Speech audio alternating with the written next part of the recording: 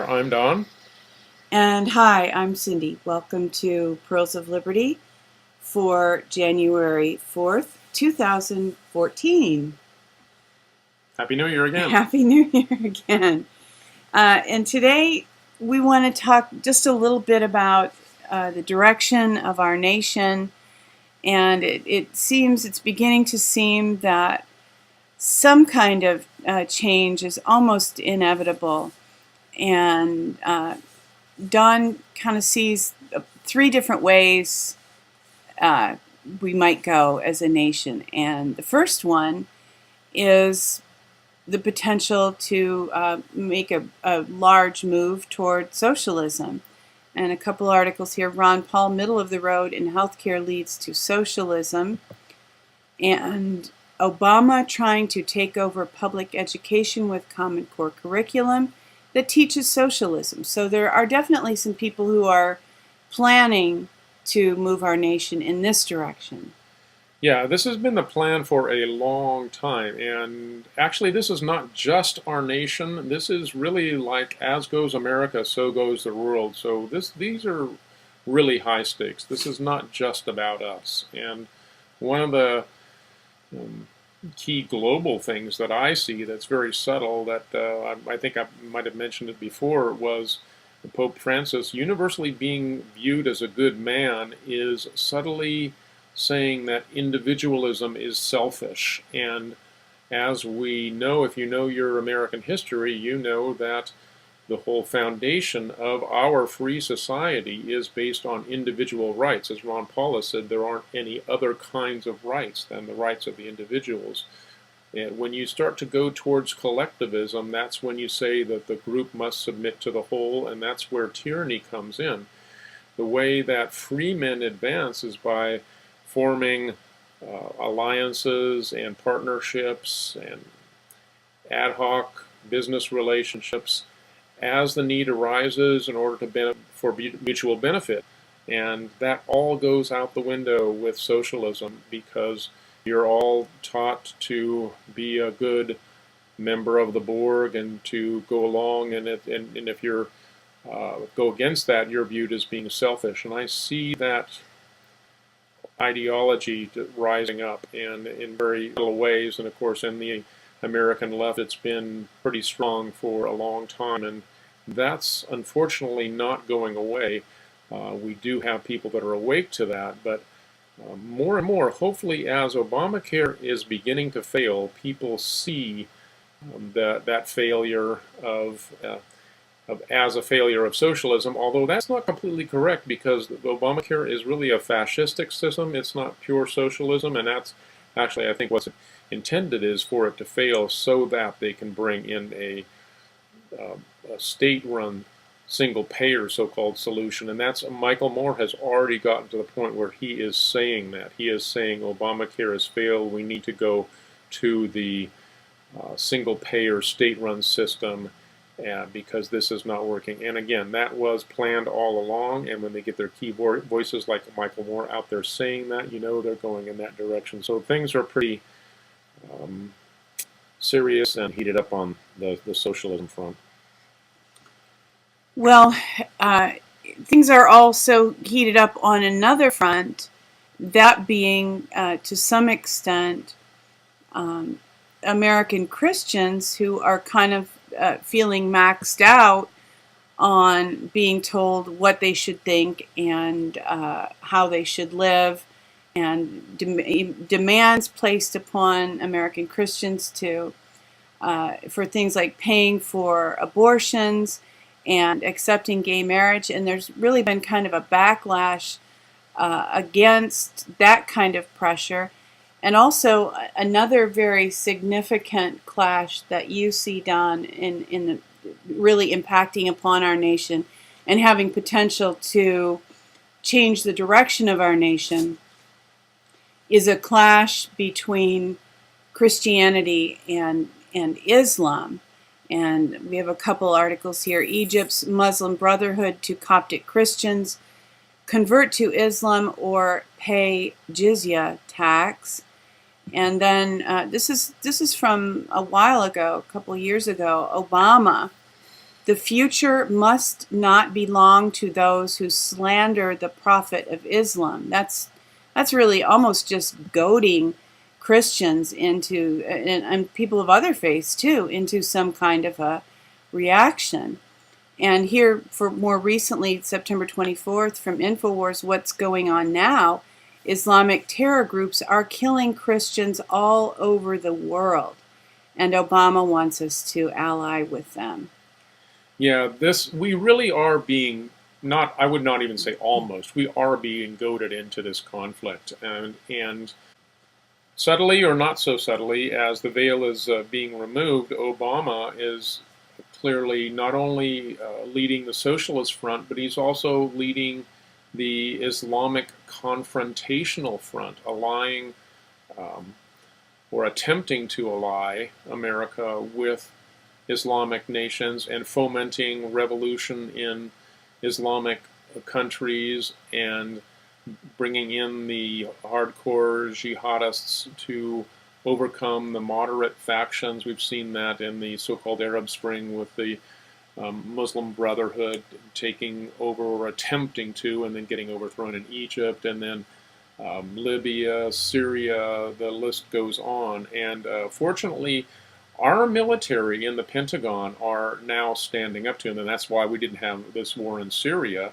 And actually, after we did last week this is just a brief aside, after we did our little best stories of the 2013, or the most important off the top of my head, pretty much, we realized that probably the biggest story was really a non-story, that World War III didn't start and they had intended to, and that was because the good guys, white hats in the Pentagon, stood up to Obama and said, no, we're not going into Syria. You can't, we can't have that. Even the Hawks did not want to do that. And so that's the second front in this, or the second possibility in terms of the scenarios that are playing out here. What I'm calling that is whose revolution is it? Because we really are due for a revolution in terms of the cyclic nature of things, very much in gearing up towards that. A little bit more on that later, but yeah, this is huge, and it is. I notice whenever I tweet something on Facebook that has to do with Obama's, not tweet something, I mean not on Facebook, but just out on Twitter, with or put it on Facebook. But mostly I notice the reaction from the retweets when I do it on Twitter. Anything that has to do with Obama's Muslim ties and Obama pushing or backing Islam, it gets a lot more reaction than some of my other more heady, cerebral, philosophical type tweets. But yeah, I think that really there is a lot of traction being gained by Christians who want to take on Muslims. And I think, yeah, even though we need to stand up for our rights, we don't want to be goaded into a conflict, because that's exactly what the powers that be want. They want a clash of civilizations in order to bring in their new world order. They want a global conflict of Christianity versus Islam, and we shouldn't fall for that. And our third choice is the way out. So, yes, between the choices, we've definitely saved the best for last.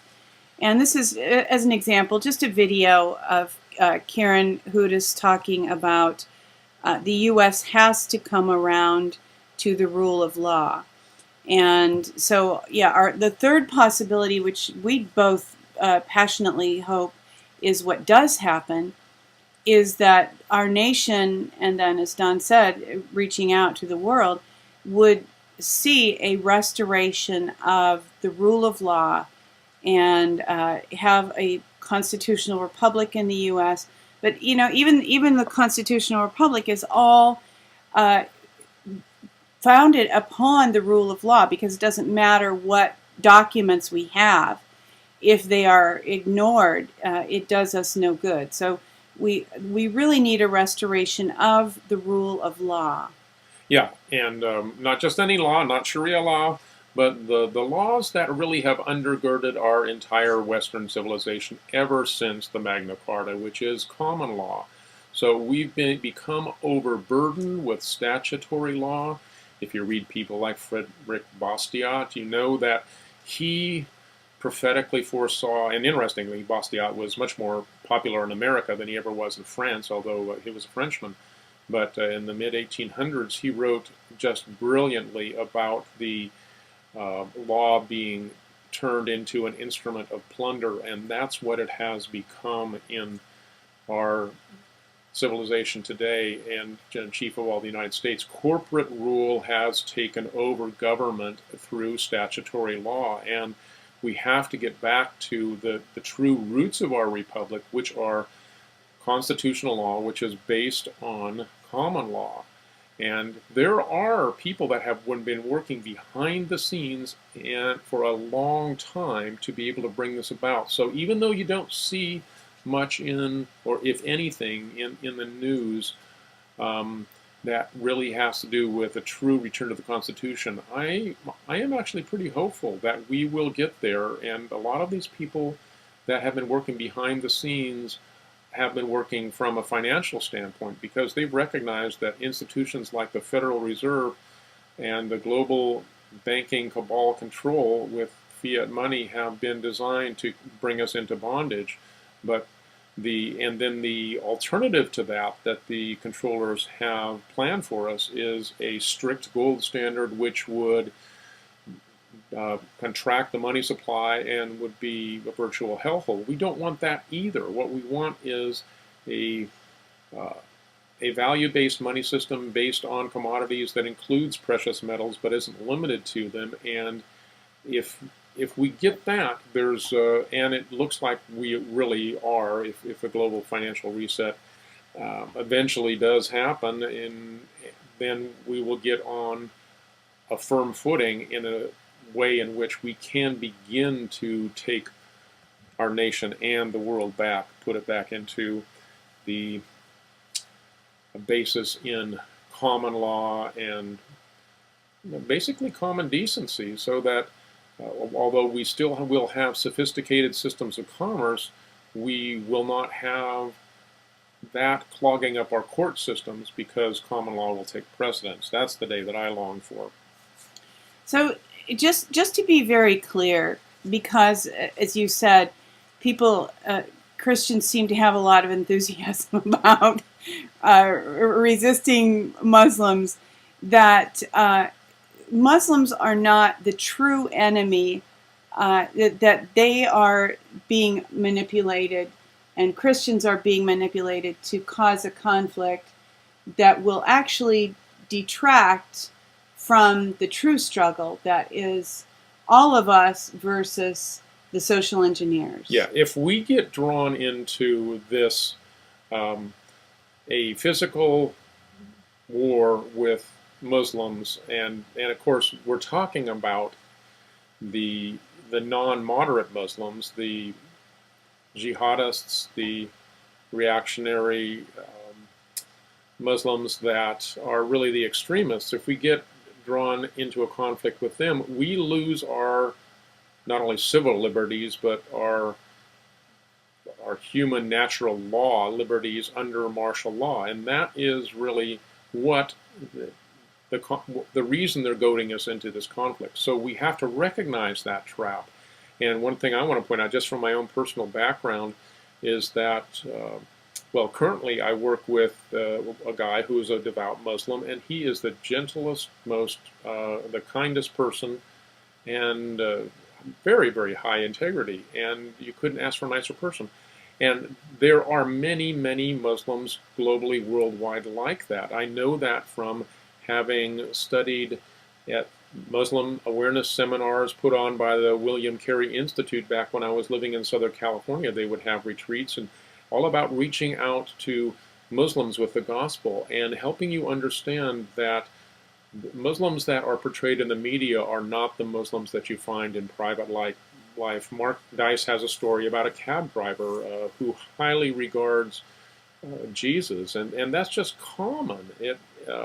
And Christians should know that whenever you come at somebody with animosity, like your typical garden variety Muslim, if you come at them angrily, they're going to have no choice but to respond in a defensive or angry manner. So that's not what we want to do.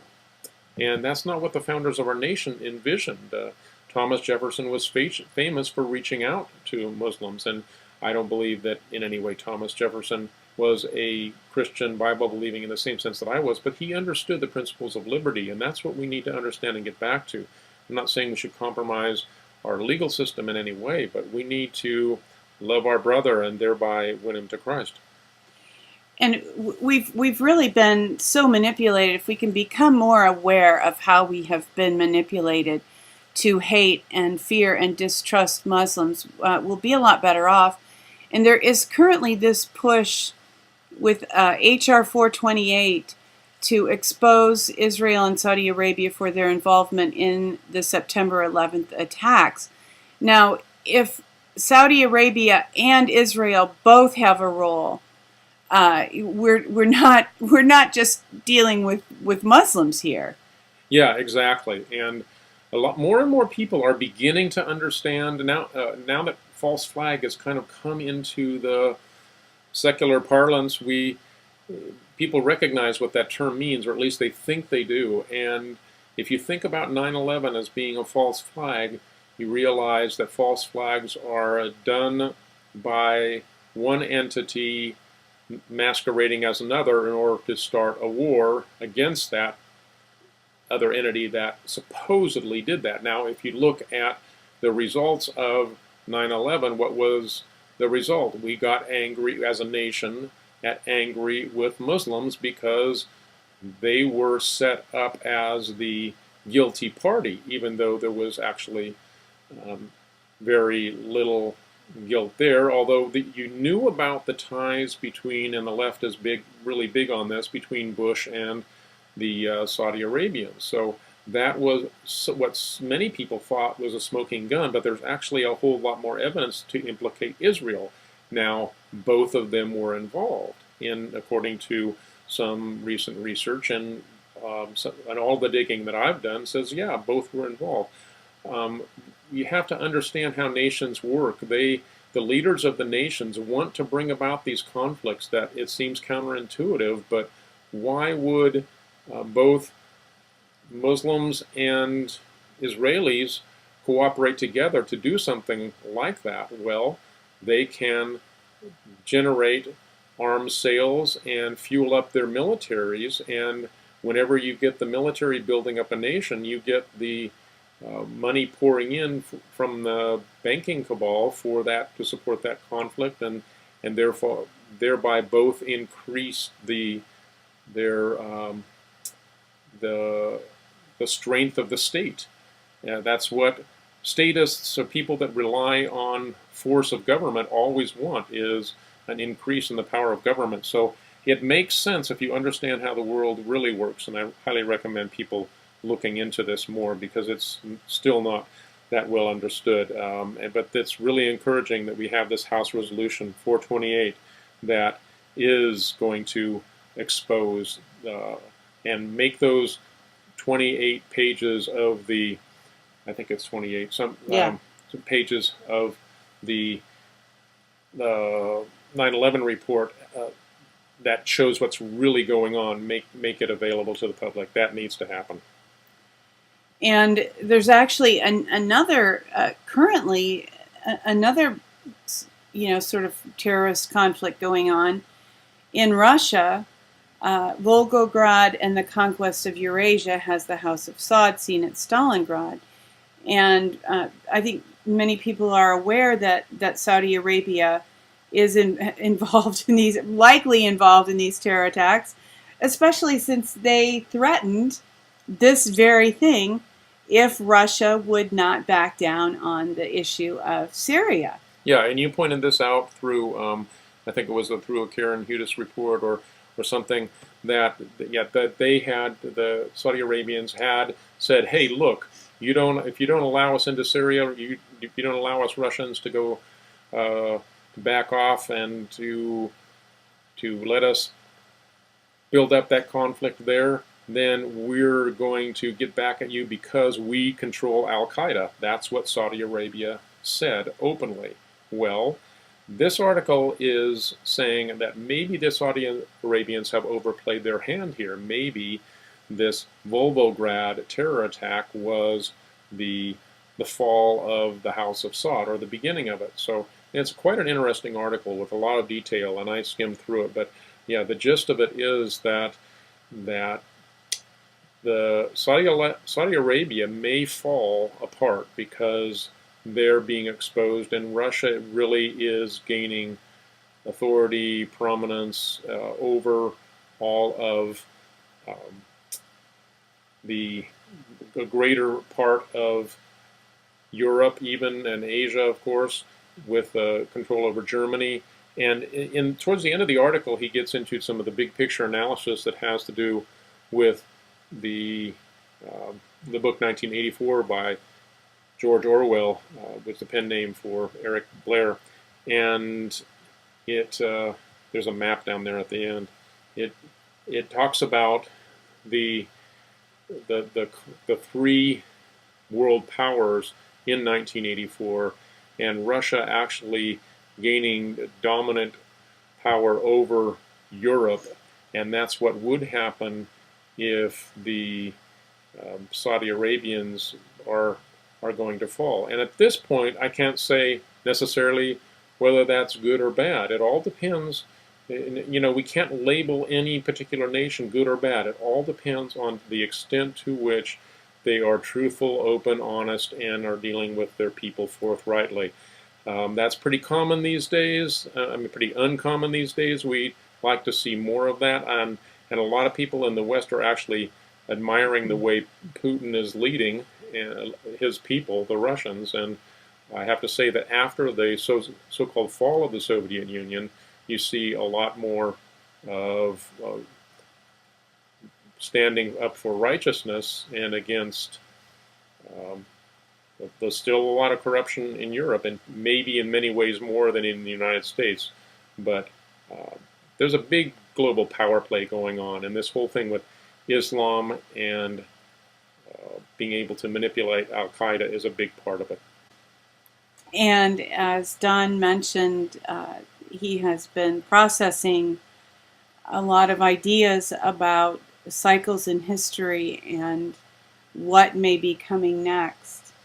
And it's his thoughts, to a large extent, are based on, or at least triggered by, his reading of this book, The Fourth Turning. Yeah, it's really, really excellent. And I'd say after having read maybe only a third of it so far, you get the big ideas in the beginning, but a lot of the reading I'm doing now is filling in the details. But an understanding of history that comes from understanding generational dynamics between and among the generations, that really brings so much understanding to global events and how they come about. And there is an alternating that has been happening in Western civilization ever since the Renaissance and the Reformation, and that alternating is between a crisis and an awakening, And the awakening in recent culture most recent awakening was the so-called consciousness revolution in the 60s and 70s. And now we're due for a crisis, and that's just forming. So it really is a well-established historical fact. And like I said, the book goes into a lot of detail about that. It's not 100% clockwork. Occasionally a generation gets skipped, like during the Civil War there was one generation cycle that got skipped. But by and large, these things play out with remarkable predictability. So the global manipulators have obviously foreseen this crisis coming. The crisis is the fourth turning. These are the four, and I mentioned two. There's two are the big ones, but there's actually four generations in the cycle, and the fourth turning is where you get the crisis. That's the fourth season, the going into winter, and then emerging out of that winter into spring, where we have a new birth. So we're just into a little bit of winter here. It hasn't fully revealed what's going to happen, but many people are seeing it, and I highly recommend the book. It's just great. And we can influence how things turn. I mean, the difference between the three courses that we identify today, the possibility of socialism being imposed, the possibility of the crisis being a conflict between Christians and Muslims, and the possibility of the turning being a restoration of the rule of law. We aren't powerless in this process, right? I mean, we can influence what happens. Absolutely, yeah. This I'm not in any way trying to say that this is predetermined. The outcomes of this. It's just understand any more than. I mean, the seasons are predetermined, but the outcomes of the season, whether you get good things happening in the next or bad, it's all what seed is sown and what seed is grown. And Cindy and I have talked in detail about the awakening and the consciousness revolution and how the enemy tried to sow bad seeds within that with the LSD and the emphasis on drugs. And they took a whole culture that was basically their drug of choice was coffee in Greenwich coffee houses, and they tried to turn it into something that was just into totally spacing out and not and escaping from the world instead of deeply becoming involved and engaging it. So, but like John Lennon said, that they basically pretty much failed. It didn't turn out the way they wanted it to. So they even, and I'm putting it in my words now, they released Charlie Manson to put an end to it, to make it anybody with long hair just totally look like a wacko. So that's how they ended that consciousness revolution. But it didn't really end. It's still going on, and people have a choice in how they respond to the future. So that stage of that awakening sets the stage for the next crisis. So we're encouraging people to look into events in depth so that you understand what's going on behind the scenes, so you're not manipulated, you're not just the victim of in the 60s called the military-industrial complex, and now the global banking cabal. Pretty much the same thing, just seen from a higher level. So we want to help continue to raise awareness so that this fourth turning turns into something positive. And it really, as I said, there's people that have been working behind the scenes for a long time with these global trusts that could very well transition us into a huge great awakening, greater than the world has ever seen, and something that is a new golden age. It's very possible, and I would encourage Christians who think that everything has to get bad before Jesus can come again to rethink their eschatology, because that is also part of the programming that wasn't true for Christians until relatively recently. So again, don't just think positive, but dig deep, and I think you'll find reasons to become positive. And that pretty much represents each of our approaches to life. There you go. So with that, we do thank you for joining us for this week's Pearls of Liberty, and hope that you are having a wonderful weekend. And as always, we encourage you to see the world the way that it really is. See yourself in it. Walk your walk. You are the one you've been waiting for.